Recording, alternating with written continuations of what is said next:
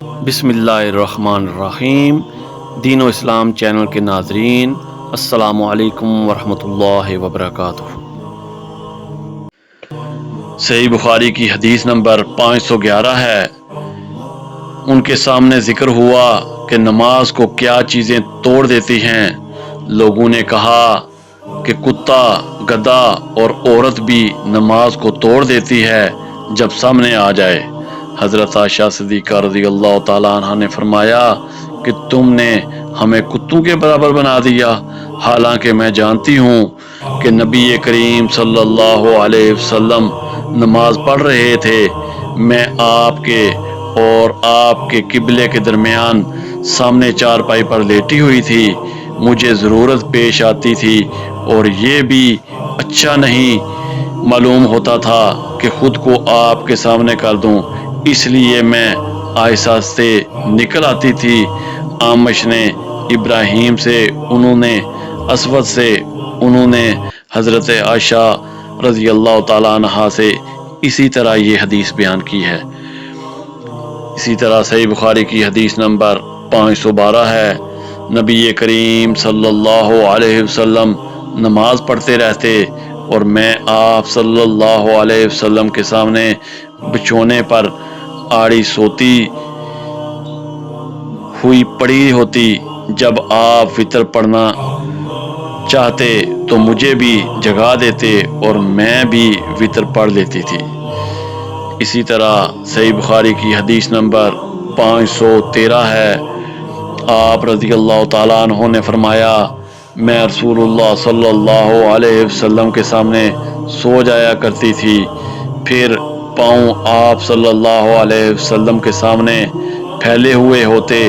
جب آپ صلی اللہ علیہ وسلم سجدہ کرتے تو پاؤں کو ہلکے سے دبا دیتے اور میں انہیں سکیڑ لیتی، پھر جب قیام فرماتے تو میں انہیں پھیلا لیتی۔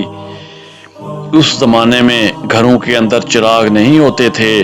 معلوم ہوا کہ ایسا کرنا بھی جائز ہے۔ اسی طرح صحیح بخاری کی حدیث نمبر 514 ہے۔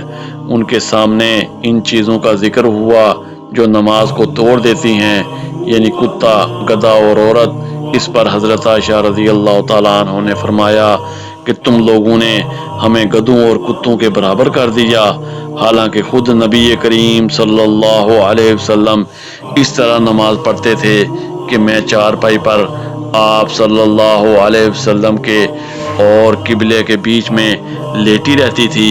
مجھے کوئی ضرورت پیش آتی اور چونکہ یہ بات پسند نہ تھی کہ آپ کے سامنے جب کہ آپ نماز پڑھ رہے ہوں بیٹھوں، اس طرح آپ صلی اللہ علیہ وسلم کو تکلیف ہو، اس لیے میں آپ کے پاؤں کی طرف سے خاموشی کے ساتھ نکل جاتی تھی۔ اسی طرح صحیح بخاری کی حدیث نمبر 515 ہے۔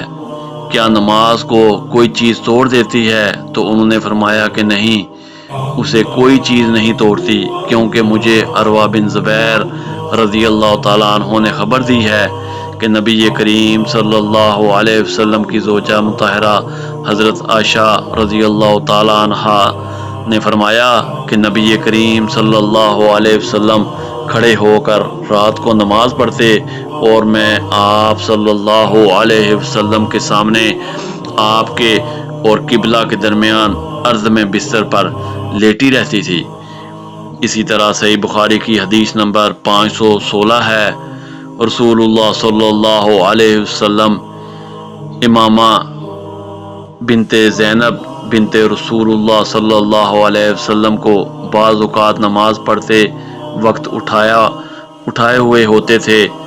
ابو العاص بن ربی بن عبد الشمس کی حدیث میں ہے کہ جب سجدے میں جاتے تو اتار دیتے اور جب قیام فرماتے تو اٹھا لیتے۔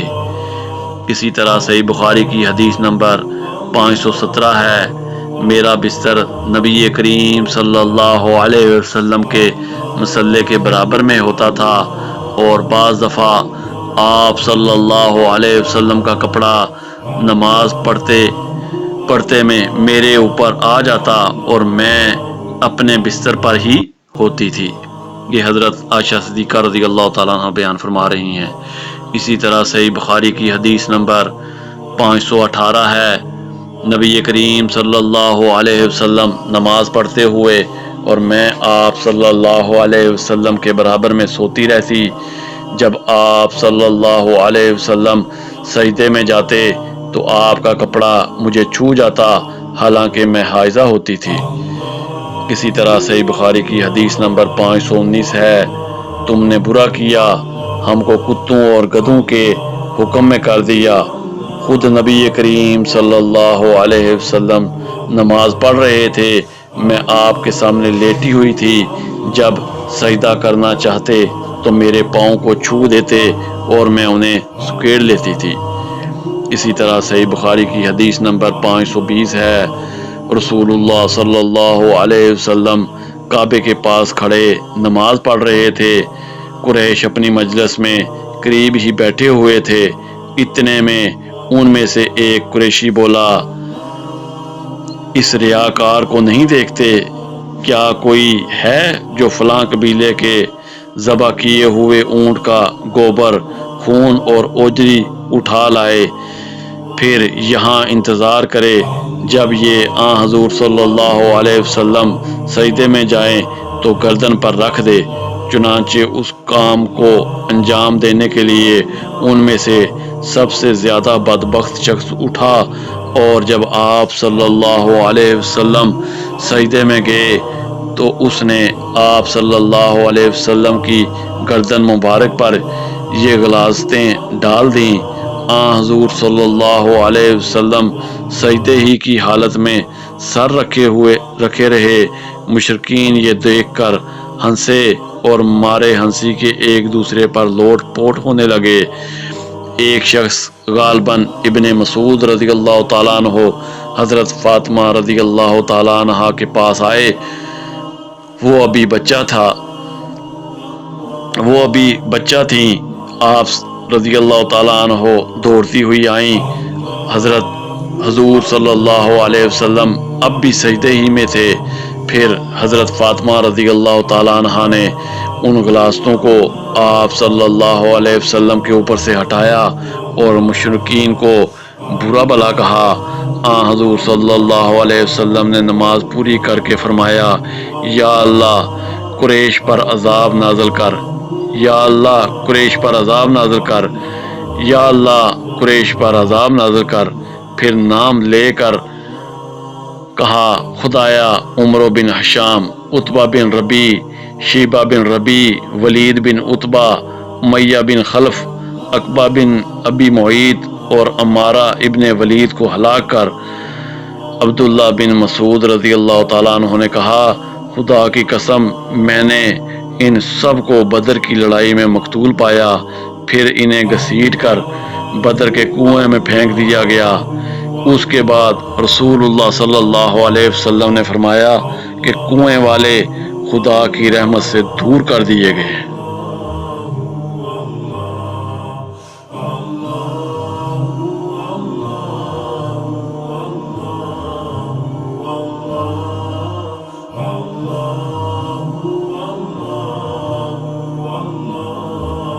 قرآن و حدیث کی تعلیمات کے لیے دین و اسلام چینل کو لائک اور سبسکرائب کریں۔ جزاک اللہ خیر۔